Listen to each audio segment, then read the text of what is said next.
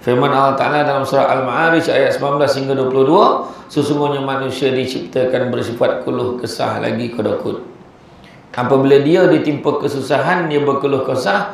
Bila mendapat kebaikan yang amat kikir, kecuali orang yang tetap mengerjakan salat, yang tetap mengerjakan salatnya. Bismillahirrahmanirrahim. Assalamualaikum warahmatullahi wabarakatuh. Alhamdulillahillazi arsala rasulahu bil huda wa dinil haqqi liyuzhirahu ala dini kullihi walau karihal kafirun walau karihal musyrikun walau karihal muslimun. Subhanaka la ilma lana illa ma 'allamtana innaka antal alimul hakim. Rabbi shrah li sadri wa yassir li amri wahlul 'uqdatam min lisani yafqahu qawli. Alhamdulillah, syukur kepada Allah SWT kerana dengan limpah dan izinnya dapat kita bersama-sama pada pagi ini dalam kuliah ilmu kita pada pagi ini setelah sekian lama tidak bertemu. Alhamdulillah.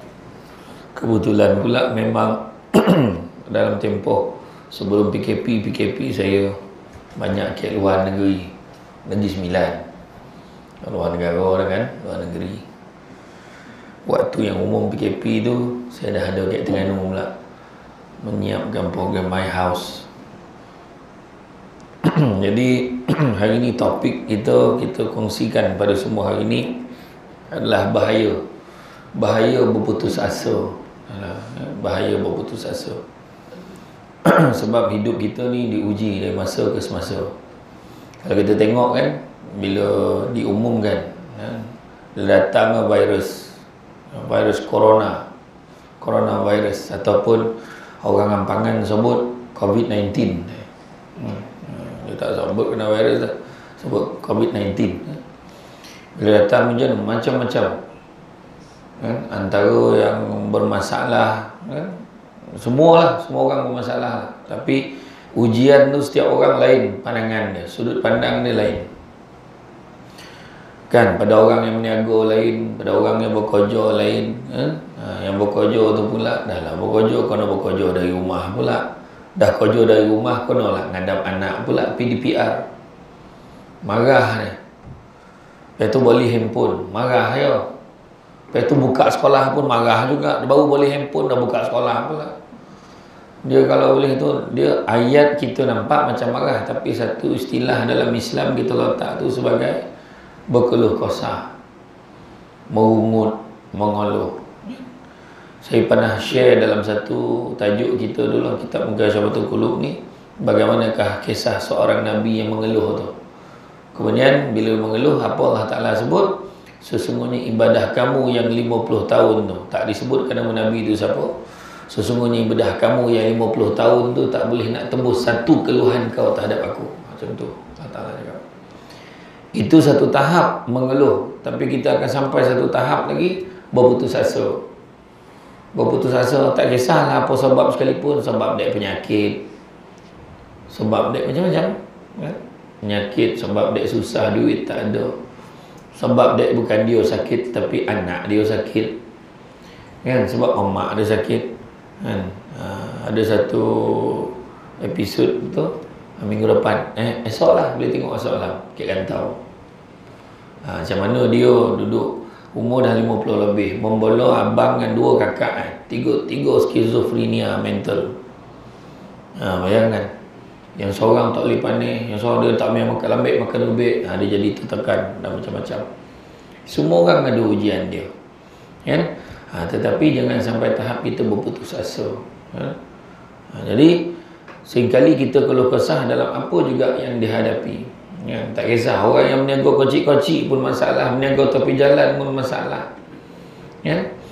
Bayangkan sahabat-sahabat kita yang dalam dunia pelancongan pula, lagi parah, 5 tahun. Ada satu syarikat travel tu langsung tak tahu nak bayar apa dah. Dia dah bayar sewa kapal terbang tu setahun. Macam mana? Kan tak, ya boleh kajap boleh pergi, ijab tak boleh pergi kan. Yang satu tu pula bukan hanya setahun untuk tiket flight. Hotel kat Makkah Madinah pun dah bayar setahun. Jangan. Dan dijangkakan pula sekurang-kurangnya minimum 5 tahun ada masalah nak roll balik kan. Ambil kata orang kata apa? Semua ada ujian dia. Tapi kalau kita ni, kita kena faham satu perkara.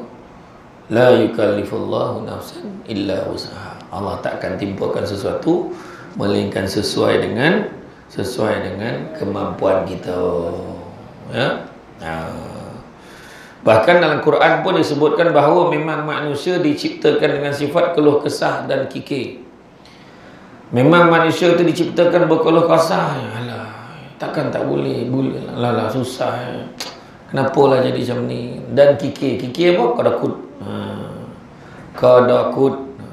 Firman Allah Ta'ala dalam surah Al-Ma'arij ayat 19 hingga 22, sesungguhnya manusia diciptakan bersifat keluh kesah lagi kadakut.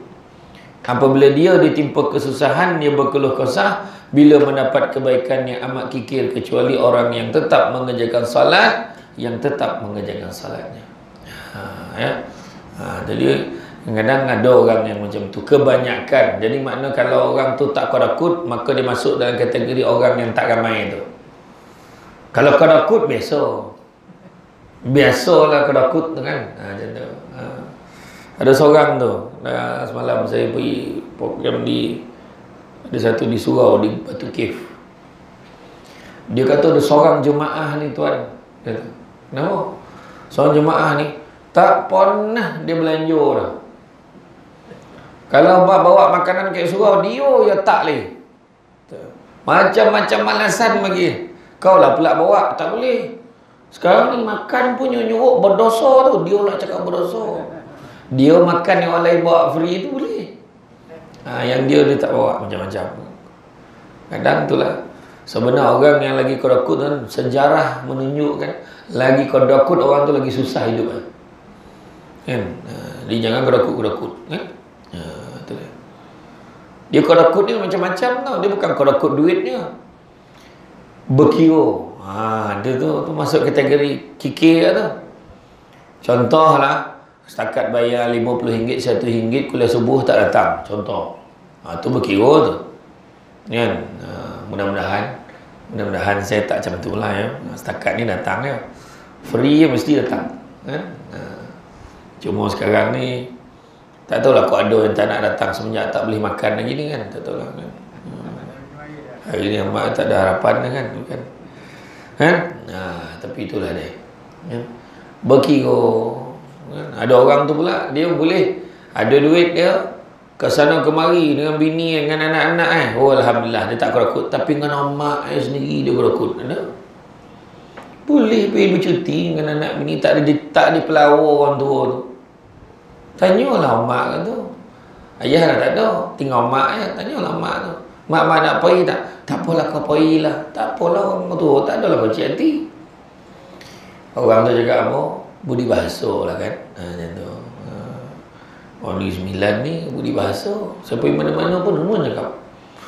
Payah kan orang Negeri Sembilan ni banyak adat. Eloklah beradat, pada tak ada beradat. Biar mati anak, jangan mati adat. Rupa ada maksud dia tu. Saya kaji gitu kan. Rupa mati anak ni kan ada orang dulu marah. Budak-budak sekarang marah. Budak-budak muda dah cakap, apa hal lah pula sampai nak bunuh anak pula. Rupa-rupa bila budak tu tak ikut adat lah. Kurang hajar lah, kira menjatuhkan maruah keluarga, memang elok lah mati budak tu. Macam tu lah kira bila tang sakit kan. Adat ni dia ada kaitan dengan adab sebenarnya. Ada cara bercakap macam mana kan. Dia nak pergi Minang kan, nak pergi Minang. Pergi dia ngadap dulu, tanya sikit adat, tanya pak saudara yang seorang tu. Pak Ngah kata, minggu depan ni anaknya dia nak pergi nak nikah. Itulah ingat nak pergi Minang, nak pergi Mesir ni kan, nak ajak Pak Ngah pergi. Tanya Pak Ngah tu. Dia macam mana orangnya? Orang mana? Orang Kuala Lumpur. Wah, Kuala Lumpur. Belah mana? Greenwood. Oh, dia ikut adat kita tak? Rasa macam tak ya. Kat mana biar awak manjat kat situ anjing nyalak kata. Pola maksud tu. Mana ikutlah adat tompek tu.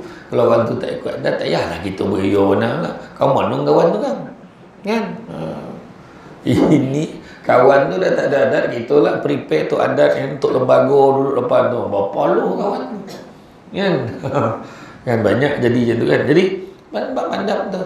Rupa-rupanya ada satu pepatah Aceh kata, dia kata kalau mati anak ni ada kubur, mati adat mana nak ada kubur, tak ada nampak. Habis bila adat mati habis, tak ada siapa pun ni. Itu sebab saya tu berbual dengan beberapa penceramah di Negeri Sembilan ni, kita kena tengok balik adat-adat Negeri Sembilan tu, kena bawa dalam ceramah. Kongsikan dengan orang. Kan? Macam tu. Kenapa orang tak tahu? Itu Ustaz Farid Ravi. Ustaz Farid, siapa yang tengok forum saya dengan Ustaz Farid Ravi tu tengok online. Ustaz Farid kata bila kita berguru kan, Ustaz Farid dia bagi yang berburu di padang datar tu. Dia lah beritahu. Apa maksud itu Ustaz tu? Berburu di padang datar dapat rusa berbalang kaki tu. Rupanya kalau berburu, mana orang berburu kat padang? Orang berburu kat hutan. Itu dia perasan dia dapat rusa. Wah, dia dapat belalang. Tu yang berbalang kaki tu. Nampak tak? Itu inah orang tu tua dulu punya bahasa kan. Berarti maksudnya berguru kepala ngajar macam bunga, ibarat bunga kembang tak jadi. Belajar tak warna, tak betul-betul belajar, mana nak dapat ilmu kan? Dia belajar angkat takbir, haro sampai tahiyat. Macam mana kan? Main ikut-ikut dia, konolah belajar. Macam tu lah lebih kurang. Panjang betul bunga kita ini kan. Dah lama tak datang macam tu lah.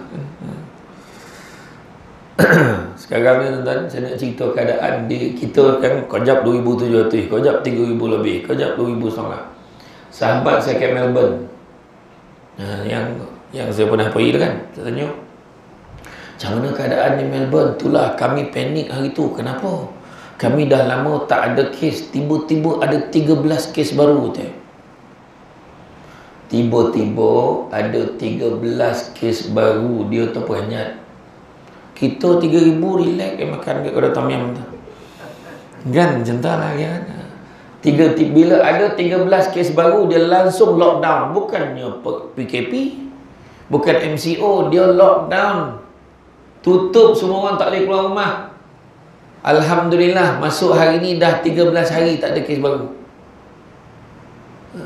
Kita tuan-tuan fikirlah tuan-tuan, patutnya hari tu ni tak ada lah nak ngajar ada. Patutnya kalau nak tutup betul-betul 2 minggu. Lepas tu orang sambung lah balik macam esok. Yang penting turunkan betul-betul. Ni PKP dekat negeri ni, PKPB negeri ni. Yang ni lah mau kau lintau cari negara yang PKPB. Nak duduk kat sana. Orang ni pandangan je lah kan. Saya kamtori kan saya cakap je. Jadi Allah Maha Sempurna menjawab semua keluh kesah manusia.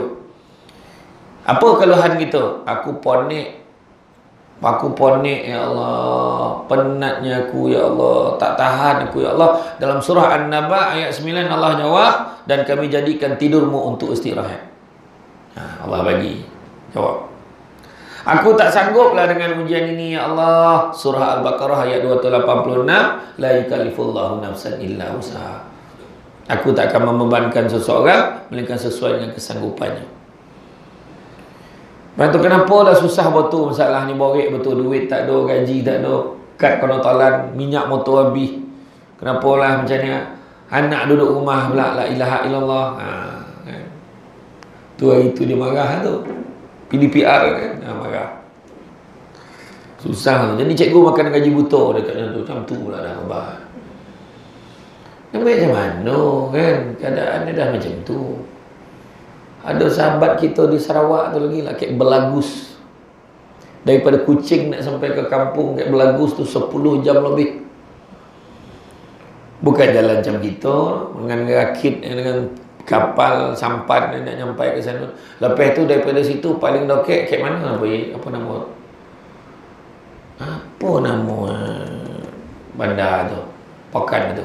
Cikgu itu kena pergi kat Pekan tu untuk simpan masuk dalam laptop boleh balik semula untuk mengajar.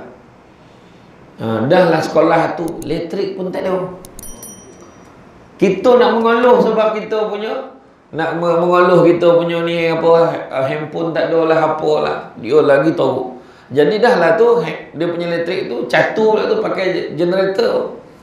Copek-copek aja ni ada rapat kan kat tu dia tunjukkan ni. Tu saya cakap dah masuk lah. Dulu masa 2 tahun 3 tahun lepas saya adalah dalam ceramah saya sebut. Tak lama lagi saya sebut masa tu belum PKP, tak tahu pasal corona ni. Saya cakap lah, tak lama lagi budak-budak pergi sekolah tak bawa buku dah. Dia bawa tablet, saya cakap. Cikgu pula cakap, buat latihan dalamnya. Dekat dalam tablet tu, dalam folder nombor berapa. Malam kan, sebelum tengah malam, email kat saya. Rupa botu-botu jadi hari ni. Tak ada lah sangkut pula benda tu kan. Jadi, apa yang patut buat sebenarnya, sekarang, kerajaan dah kena fikir tak boleh bagi buku teks dah. Skim pinjaman buku teks tak ada, skim pinjaman tablet. Senang. Setiap minggu cikgu akan semak tablet tu. Ada tak PUBG dalam tu? Ada tak video-video dalam tu yang bukan-bukan, yang bukan tujuan pelajaran dalam tu? Itulah kerja cikgu pula spot check. Lepas tu cikgu-cikgu pula dah mula dah kena rakam ceramah dia, apa pengajaran dia.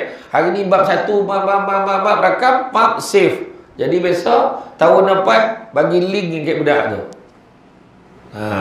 Budak tu boleh tengok 2-3 kali. Tak faham balik rumah kan boleh ulang lagi. Tak faham boleh ulang lagi. Macam tu lah.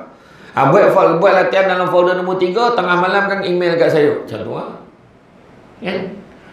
Tak boleh cakap susah budak nak faham. Orang tua pun ada grup WhatsApp. Kan budak-budak. Yang kadang betul tak cucu-cucu yang nunjuk macam ni awan lah. Tokannya awan lah. Macam ni. Dia pandai kan. Tu sebab kita kena faham juga. Ada orang lagi susah pada kita. Ya, susah. Macam mana? Kemudian maka kalau rasa susah mana, surah Al-Insyirah ayat 5 hingga 6 Allah Ta'ala beritahu apa? Maka sesungguhnya bersama kesulitan itu ada kemudahan. Sesungguhnya di sebalik kesulitan itu ada kemudahan. Kemudian adalah yang malu. Aku rasa aku tak boleh lah hadap benda ni. Surah Yasin ayat 82 Allah Ta'ala beritahu iza arada sya'an ayyakula lahu kun fayakun. Kalau Allah Ta'ala kata boleh-bolehlah, jadi-jadilah. Aku stres ya Allah. Surah Ar-Ra'd ayat 28. Hanya dengan mengingati Allah hati akan jadi tenang. Wa zakarullaha katsira, dan ingatlah Allah banyak-banyak. Sia-sia yang benar dan baik kata. Itu satu keluhan tu. Berio aku nolong ni, apa bono hapah pun tak dapat kata. Kan? Surah Al-Zalzalah ayat 7, siapa yang mengerjakan kebaikan sebesar zarah sekalipun, maka dia akan mendapat balasan dia. Kan? Lepas tu aku sesedih sangat ni Allah. Surah At-Taubah ayat 40, janganlah bersedih hati, sesungguhnya Allah innallaha ma'ana. Sesungguhnya Allah bersama dengan kita. Ni pagi ni nak bagi berita tenang je. Jangan susah-susah hati kan? Apa ada hal kata kan? Orang dah lama macam tu lah cakap kan? Apa pening-pening? Saya kalau setiap kali buat dengan orang sini tu, apa pening-pening kan? Apa susah-susah hati kan? Kita kena ke dia. Macam tu lah ayat yang paling best sekali. Apa ada hal kan? Kan? Tapi memang tu ayat apa ni? Kalau kita ada masalah berjumpa dengan orang, apa ayat yang paling kita tak suka sekali? Dan faham benar masalah kau ni. Itu paling kita tak syukur sekali. Kan? Dan faham benar. Itu sebab itu adalah ayat pantang bagi kaunselor. Baru saya tahu. Kaunselor tak boleh cakap, saya faham perasaan awak. Itu tak boleh cakap. Itu lagi menyakitkan hati orang yang tengah meluahkan perasaan dia. Ada kan? Ada budak ni, saya dah jumpakan dengan Ustaz Norazman Ahmad, kaunselor. Dia ada masalah. Ada seorang budak ni umur 13-14 tahun. Dia kata, dia sampai dia cakap, kenapa aku diciptakan? Kenapa aku ni hidup atas dunia ni? Kalau aku tak hidup kan elok tu. Budak tu sampai macam tu. Rupa-rupa budak ni jadi mangsa buli. Ya kan? Orang kalau dia takan hari-hari dia boleh jadi macam tu tau. Nak pula dia budak lagi baru nak hidup. Kan? Macam ni depan saya semua muka tertakan saja. Mana lama tertakan tak apa. Kan pengalaman dah banyak kan. Waktu tanya siapa nak buat contoh bagi ayah anda yang ada ni. Contohnya. Kemen sore hidup tu Allahu akbar. Kan tapi lama kelamaan anak semua lapis, anak ada kejaya. Anak dah ada kehidupan masing-masing. Kita pun dah boleh ni kan. Contoh Haji Musafar dah menantu kan. Belum ni.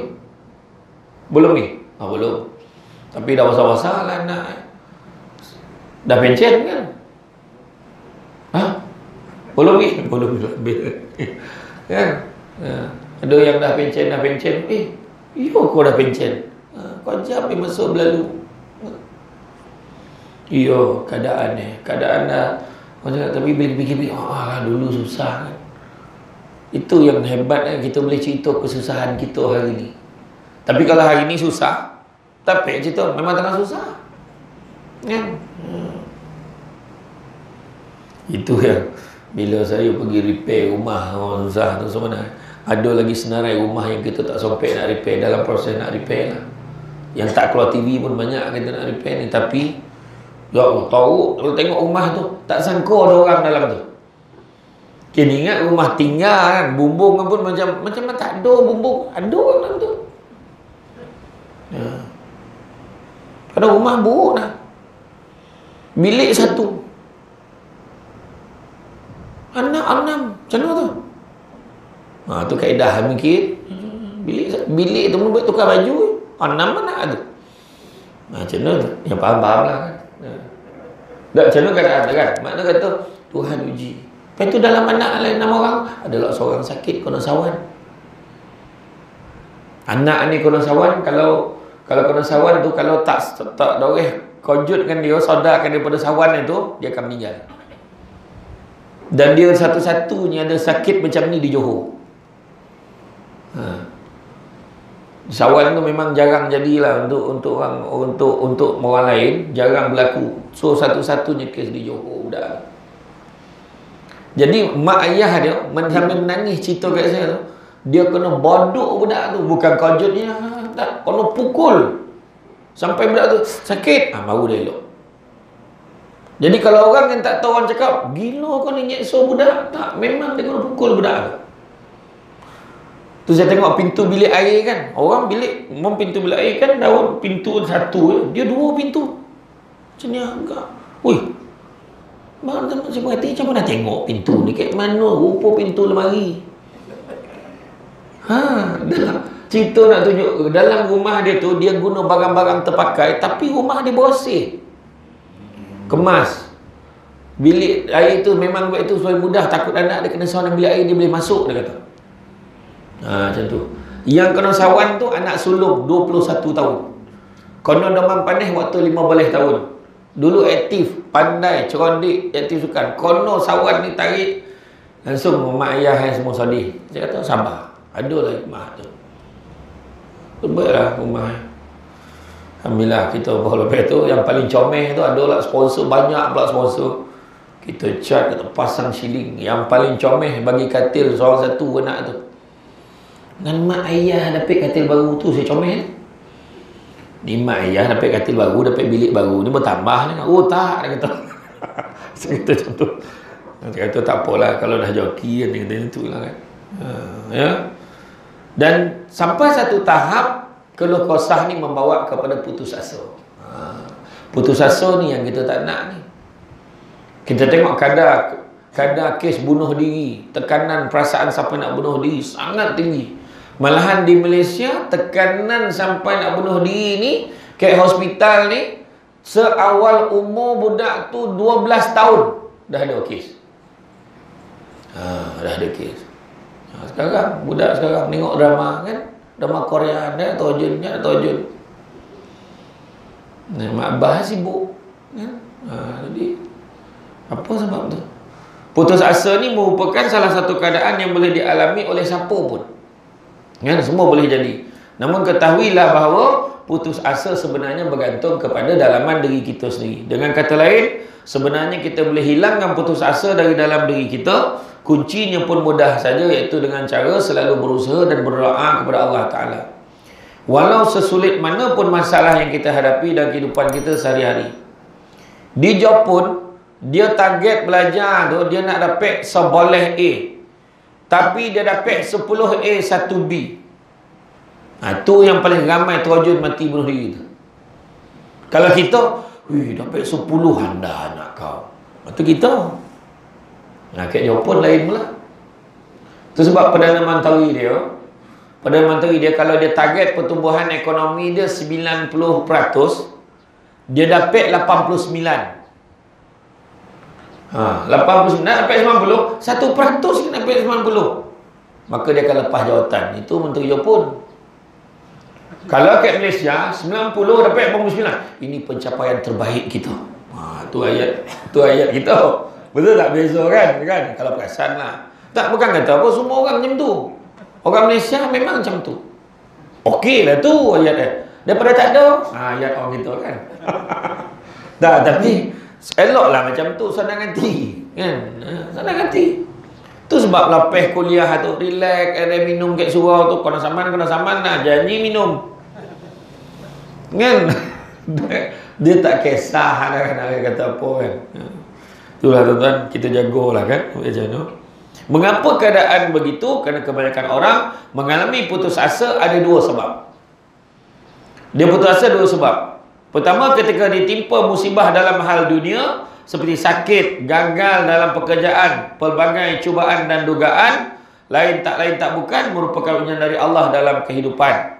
Dan kedua, ketika terjerumus dalam dosa. Yang pertama tadi, dalam kehidupannya gagal kerja, gagal ujian, gagal belajar, kan, meniaga tak menjadi. Contohnya, negonya kalau tipu, negonya pun tipu dekat orang. Negonya rugi pula. Kan? Dia kalau sabar tu, tak ada orang tahu berjaya dah.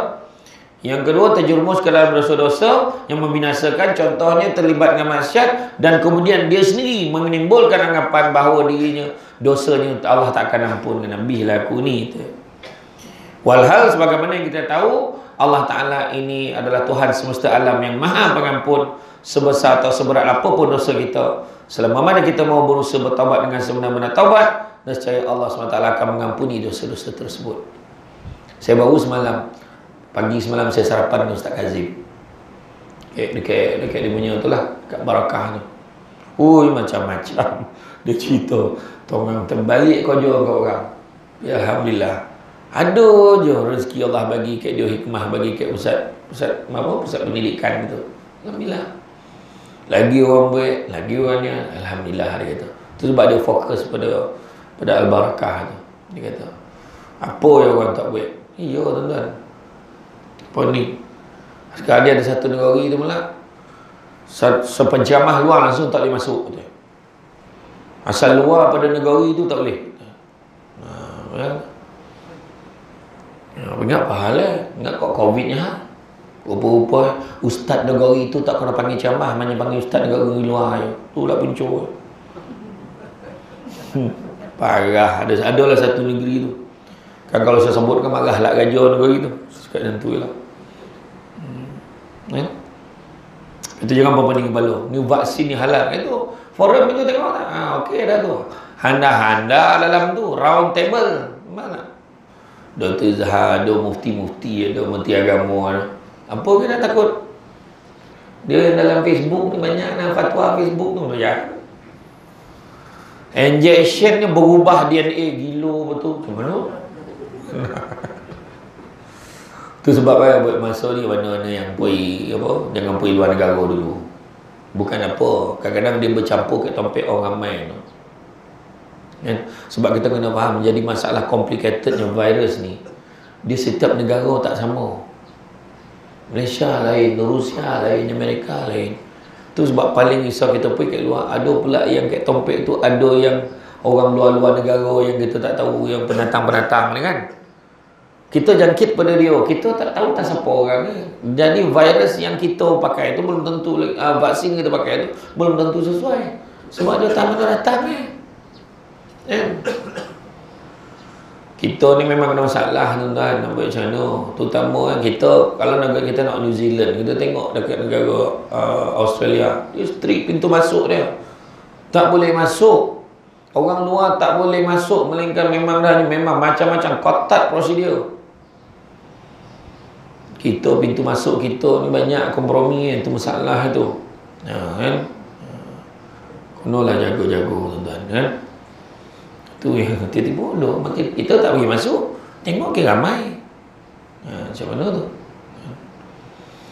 Jadi sebagaimana firman Allah SWT dalam surah Al-Hijr ayat 56 dan surah Az-Zumar ayat 53 yang bermaksud Ibrahim berkata, tidak ada orang yang berputus asa dari rahmat Tuhannya kecuali orang-orang yang sesat.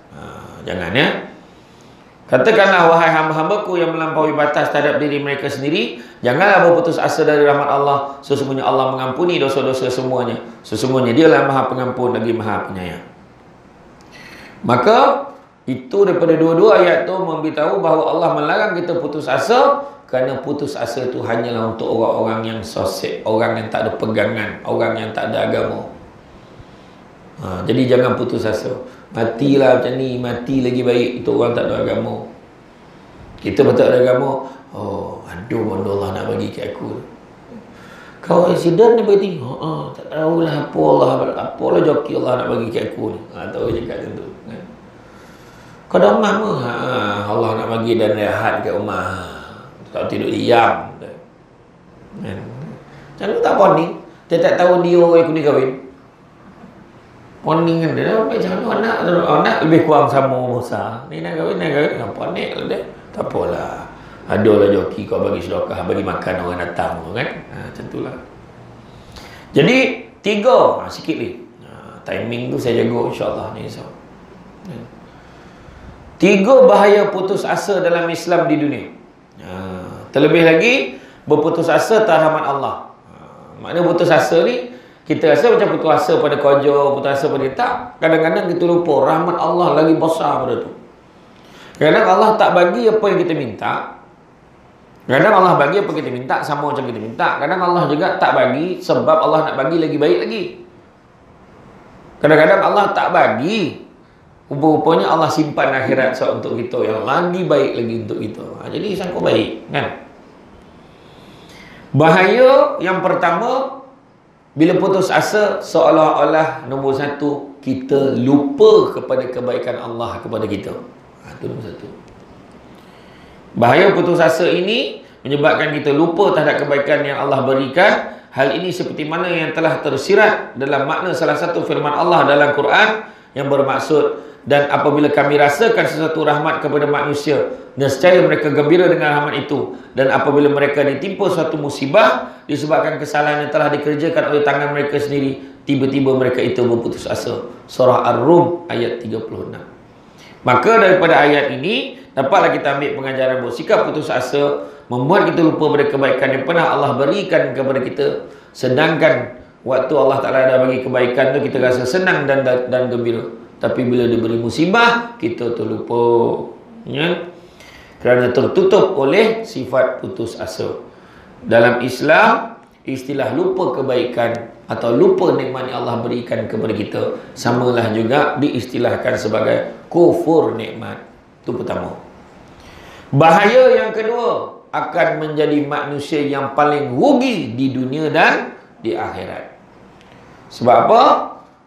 Dalam firman Allah SWT, dan di antara manusia ada orang yang menyembah Allah dengan berada di tepi. Maka jika ia memperolehi kebaikan, tetaplah ia dalam keadaan itu. Dan jika ia ditimpa oleh satu bencana, berbaliklah ia ke belakang. Rugilah ia di dunia dan di akhirat. Yang demikian itu adalah kerugian yang nyata. Surah Al-Hajj ayat 11. Dia duduk tepi je.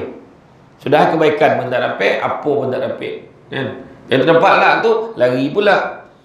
Kan? Berbalik pula dia ke belakang. Bila dia uji musibah pula, putus asa. Kan? Maka orang yang diterima musibah dan berpaling ke belakang, dia akan rugi di dunia dan di akhirat, yang mana kerugian itu adalah kerugian yang nyata. Sebagaimana yang dapat kita maknai dan fahami bahawa orang yang diterima musibah dan berpaling ke belakang bererti menandakan dia adalah orang yang putus asa kerana dia semakin melupakan Tuhannya. Orang putus asa, dia tak ingat Allah. Memanglah orang sakit, doktor cakap, saya kalau menurut perkiraan saya, ni 3 bulan je lagi. Tapi kalau dia kuat, dia manusia. Kita ikhtiarlah cara lain. Jumpa imamnya, jumpa lah ni, jumpa orang dia pandai. Alhamdulillah. 3 bulan, 6 bulan hidup lagi. Setahun dah. 2 tahun dah. Doktor tu mati dulu. Contoh. Nak cakap apa? Doktor tu salah tengok rupa X-ray dia tengok. Kan? Macam tu lah tuan-tuan kan. Kita nak cakap apa kan? Kita nak ambil alih kuasa Allah Ta'ala ni apa pasal? Memanglah dia cakap tengok keadaan semakin tu, sebab ada doktor yang pandai tu dia cakap tengok keadaan semakin teruk, tapi cubalah ikhtiar mana-mana yang boleh kan. Balik dululah, kita kat sini tak ada ubat lagi dah nak bagi ni kan? Tapi saya akan bagi ubatan sakit, polik-polik penyakit kan. Datanglah jiran seorang ni, ada orang buat untuk seko ni. Adalah orang buat tu, dia hambui belakang makau. Kau jumpa tak? Kata. Ada tak jumpa bunjut kuning tu? Ada. Rupanya sup bunjut tu masak tu lebang kat belakang tu.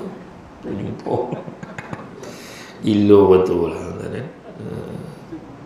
Yang ketiga, sama darjatnya. Tu bahaya yang ketiga. Yang kedua tadi rugi dunia akhirat. Bahaya yang ketiga, dia menyamakan darjatnya dengan orang yang kafir. Sebab benda ni juga dinyatakan dalam Quran, wahai anak-anakku, pergilah kamu, maka carilah berita tentang Yusuf dan saudaranya, dan janganlah kamu berputus asa dari rahmat Allah. Sesungguhnya tiada berputus asa dari rahmat Allah melainkan kaum yang kafir. Surah Yusuf ayat 87. Kan? Ayat ini menceritakan tentang bagaimana Nabi Yaqub AS muwasiatkan kepada anak-anaknya ketika sedang berikhtiar berusaha nak mencari Nabi Yusuf masa itu. Dari ayat tersebut kita dapat mengambil pengajaran bahawa di saat kita berusaha terhadap segala sesuatu, maka janganlah berputus asa atas rahmat Allah SWT. Kerana keputusasaan itu hanyalah milik orang kafir. Sehingga apabila kita berputus asa, maka kita sebanding dengan orang kafir. Demikianlah ketiga-tiga bahaya yang saya sebutkan tadi. Apabila kita berputus asa di atas dunia, terlebih lagi berputus asa atas rahmat Allah, Tuhan semesta alam Maha Pengampun lagi Maha Penyayang, maka kita akan menjadi manusia yang sangat-sangat rugi. Maka kesimpulannya dapat kita petik, apabila kita memang mengaku Islam dan beriman pada Allah SWT dan Rasulnya, iaitu Nabi Muhammad SAW, maka tidak seharusnya kita berputus asa. Kerana putus asa itu dilarang dalam ajaran Islam. Walaupun kita berdosa sekalipun, tidak ada dosa yang tidak diampuni oleh Allah SWT selama mana kita mahu bersungguh-sungguh bertaubat dengan taubatan nasuha.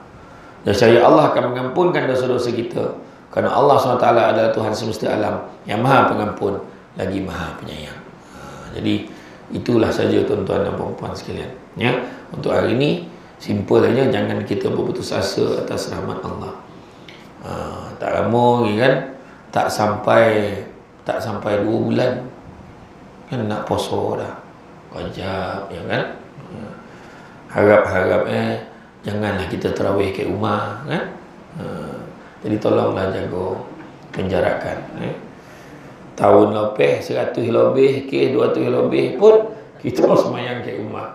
Harap walaupun dah 2-3 ribu ni, dengan vaksin dengan dah enjet vaksin, kata pengarah kesihatan, kalau lebih 80% rakyat Malaysia yang dah ambil vaksin, maka tak ada lagi dah sekatan rentah negeri.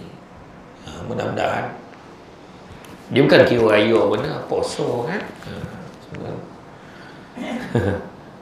Mana tak ada dah fikir dah raya tu kan. Itulah dia.